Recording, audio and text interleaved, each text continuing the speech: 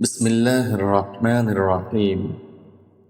Jadid media, subscribe নাও। আসসালামু আলাইকুম রহমতুল্লাহি ওবরকাতুহ। সম্মানীয় বন্ধুগণ, আজকে আলোচনা করব গীবত নিয়ে। গীবত ইসলামের মধ্যে গীবতের বিষয়টা নিয়ে খুব বেশি তাকিদ দেওয়া হয়েছে। আমি বেশ ভালো করেই দেখেছি বিভিন্ন জায়গাতে যে বিষয়গুলো নিয়ে ইসলামের মধ্যে বাধা নিষেধ আছে, এই বিষয়গুলো মুসলমানেরা খুব বেশি বাড়াবাড়ি করে। যেগুলো করতে নিষেধ করা হয়েছে এগুলোকে নিয়েই বেশি বাড়াবাড়ি করে। অনেক কিছুই আছে, সব তো একসঙ্গে বলা সম্ভব না। যেমন দেখেন, গীবত করা। গীবতটা হচ্ছে খুব ডেঞ্জার একটা অপরাধ, মারাত্মক অপরাধ। গীবতকে কয়েকটা জিনিসের সঙ্গে তুলনা করা হয়েছে। যেমন আল গীবাতু আশাদ্দু মিনাজ জিনা। গীবত হচ্ছে জেনা ব্যভিচারের থেকে আরো নিকৃষ্ট একটা অপরাধ। তাই গীবত থেকে হামেশা দূরে থাকতে বলা হয়েছে। অনেক আলেম ওলামা তো গীবতকে সরাসরি হারাম বলেছেন। আবার গীবত এমন একটা জিনিস যে গীবতকারী তার নিজের মরা ভাইয়ের, তার মৃত ভাইয়ের গোশত খাবার সমান করে দিয়েছে, সমতুল্য। মানুষের গোশত, তাও আবার মৃত মানুষের গোশত। জীবিত মানুষ হলে তাকে যখন খেতে যাবে, কামড়াতে যাবে, তখন তো সে ছটফট করবে, বাস বাস পালাবে। তাই অসহায় মরা, যে মরে গেছে এরকম একটা অসহায় মানুষের গোশত ছিঁড়ে ছিঁড়ে খাবার মতো জঘন্য অপরাধ গীবতের সঙ্গে তুলনা করা হয়েছে। আজ আসি, আমরা প্রথমে জেনে নিই গীবত কি, গীবত কাকে বলে। গীবত হচ্ছে সেই কাজটা যে একজনের মধ্যে একটা দোষ আছে, অপরাধ আছে, সে একটা ভুল করেছে এবং তার অবর্তমানে আমরা কোনো দুজন বা তার বেশি মানুষ, সেই অনুপস্থিতি লোকের অপরাধটা আমরা আলোচনা করতেছি, এটাকেই বলা হবে গীবত। কারোর অবর্তমানে তার অন্যায় নিয়ে বা তার কোনো কিছু ভুল ত্রুটি নিয়ে আলোচনা করার নামটাই হলো গীবত।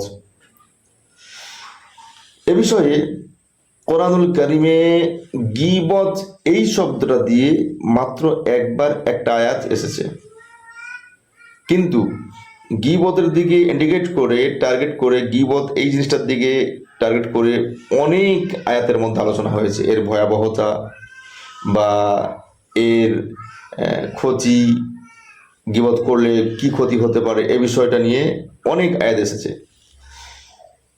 সর্বপ্রথম আমরা আলোচনা করব কোরআন শরীফের সূরা হুজরাত 49 নম্বর সূরা 12 নম্বর আয়াত।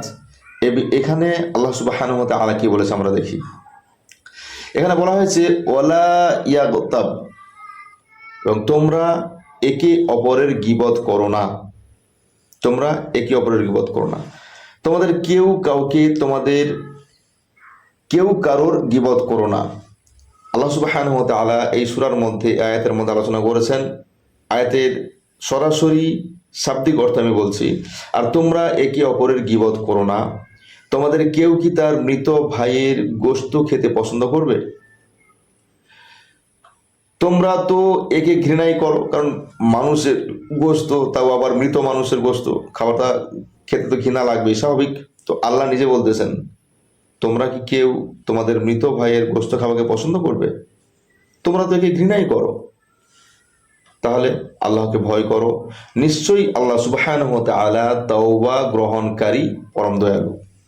আসি এবারে আমরা এই আয়াতের তাফসিরে যাই। তাফসিরে কি বলা হয়েছে? গীবত, গীবত হচ্ছে এক নম্বর কথা, মৃত ভাইয়ের গোশত খাওয়ার সমান। আল্লাহ তাআলা গীবতকে এত জঘন্য বলেছেন যে এটাকে মৃত মানুষের গোশত খাবার সঙ্গে তুলনা করেছেন। তাহলে এখান থেকে আমাদের বোঝা দরকার যে একটা জিনিস কতটা জঘন্য হলে স্বয়ং আল্লাহ সুবহানাহু ওয়া তাআলা মানুষের গোশত, তাও আবার কি নিজের মৃত ভাইয়ের, নিজের মরা ভাইয়ের গোশত খাবার সাথে তুলনা করেছেন। কতটা ডেঞ্জার হলে আল্লাহ নিজে এ কথা বলতে পারে। কারণ মরা ভাই কেন বলছে?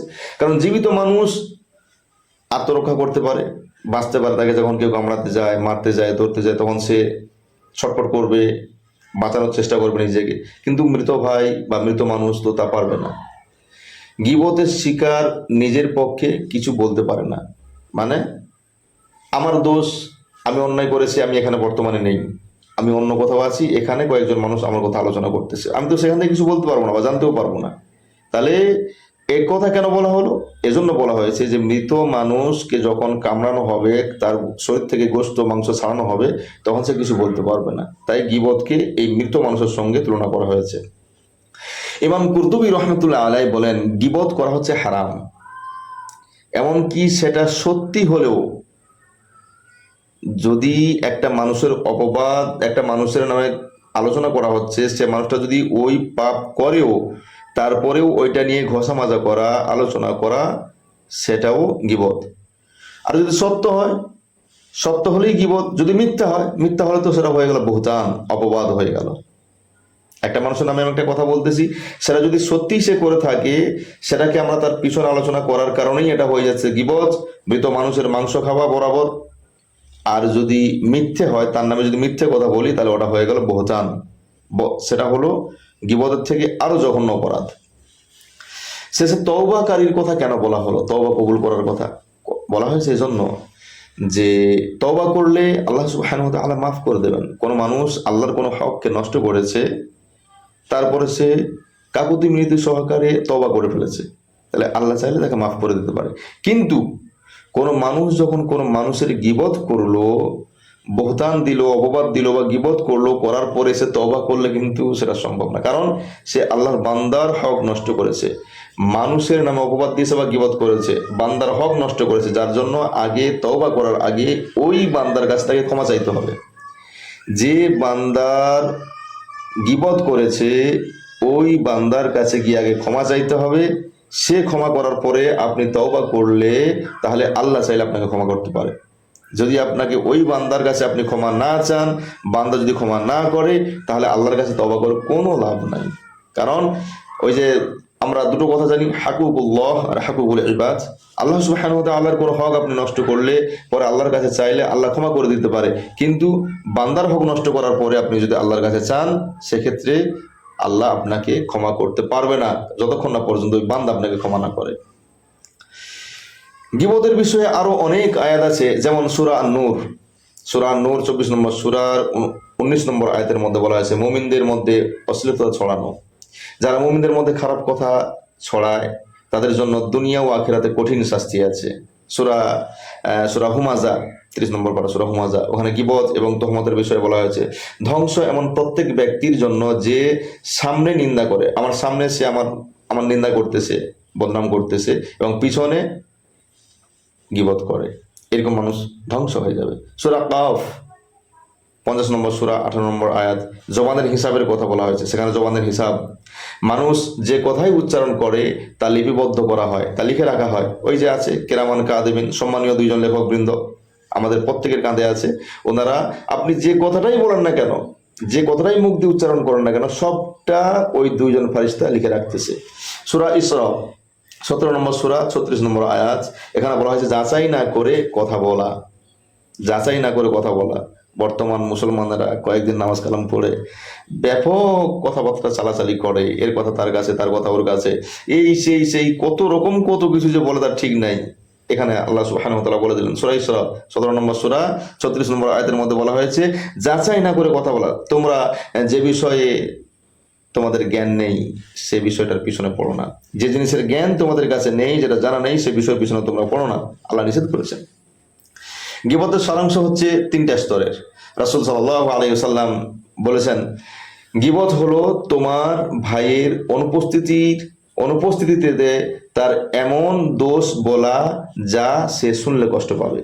তোমার ভাই বা যার গীবত করবেন, যারা আলোচনা করবেন, তার অনুপস্থিতিতে, সে হাজির নেই, বর্তমানে এখানে উপস্থিত নেই, তার অনুপস্থিতিতে তার এমন কথাবার্তা আলোচনা করা যেটা শুনলে সে দুঃখ পাবে, রাগ করবে, এটাকেই বলা হয় গীবত। সাহাবাই কেরাম রাদিয়াল্লাহু তাআলা আনহুম জিজ্ঞাসা করলেন, আমি যা বলি তা যদি তার মধ্যে থাকে, তার যে দোষটা আমরা আলোচনা করতেছি সে দোষটা যদি তার মধ্যে থাকে তাহলে রসুল সাল্লাল্লাহু আলাইহি ওয়াসাল্লাম বললেন যদি থাকে তাহলেই তো গীবত। তোমরা তার যে দোষটা আলোচনা করতেছো ওইটা যদি তার মধ্যে থাকে তাহলেই তো ওটা গীবত হয়ে গেল, আর যদি না থাকে সেটা তাহলে অপবাদ। মুসলিম শরীফের হাদিসের মধ্যে আছে, মুসলিম শরীফের হাদিসের মধ্যে আছে, যার দোষটা আলোচনা করতেছো ওই দোষটা যদি তার মধ্যে থাকে তাহলেই এটাকে বলা হবে গীবত, আর যদি দোষটা তার মধ্যে না থাকে তারপরও তোমরা আলোচনা করতেছো ওটাই হবে তহমত বা অপবাদ, যেটা আপনার গীবতের থেকে আরো ভয়ঙ্কর। হাদিসটা কোথায় পাবেন? মুসলিম শরীফের হাদিস। তাহলে আমাদেরকে বাঁচার উপায় তিনটা। গীবতের বিষয়ে আরো ডিটেলস আলোচনা হবে ইনশাল্লাহ, তবে এখন গীবত থেকে বাঁচার উপায় আমি তিনটা বলছি। যেমন হচ্ছে জবানকে হেফাজত করা, জবানের হেফাজত, আপনার মুখ, আপনি যে কথা বলবেন বুঝে শুনে কথা বলবেন, সাবধানে কথা বলবেন। কারণ রসুল সাল্লাল্লাহু আলাইহি ওয়াসাল্লাম তিনটা জিনিসের বন্ধু বলা হয়েছে যে যে যে ব্যক্তি আমার যে উম্মত দুটো চোখ, দুই ঠোঁটের মাঝখান এবং লজ্জাস্থানকে হেফাজত করতে পারলো, যে এই তিনটা জিনিসের গ্যারান্টি দেবে আমি তাকে জান্নাতের গ্যারান্টি দেবো। তাহলে তিনটার মধ্যে এখানে একটা কথা বলা হলো জবান, আপনি আপনার জবানকে হেফাজত করুন। দ্বিতীয় নম্বর হচ্ছে অন্যের দোষ গোপন করুন, অন্যের দোষ গোপন করতে হবে। এবং তৃতীয় নম্বর, যেখানে গীবত হবে আপনি সেখান থেকে উঠে চলে যান। যদি আপনার দ্বারা রুকা সম্ভব না হয়, গীবতকে যদি বন্ধ করানো সম্ভব না হয়, তাহলে আপনি নিজে বাঁচার জন্য কমপক্ষে হলেও আপনি সেখান থেকে উঠে চলে যান। গীবত থেকে বাঁচার জন্য আজকের এই তিনটা কথা বললাম, আগামীতে আরো বিস্তারিত আলোচনা হবে ইনশাআল্লাহ। আসসালামু আলাইকুম ওয়া রাহমাতুল্লাহি ওয়া বারাকাতুহু।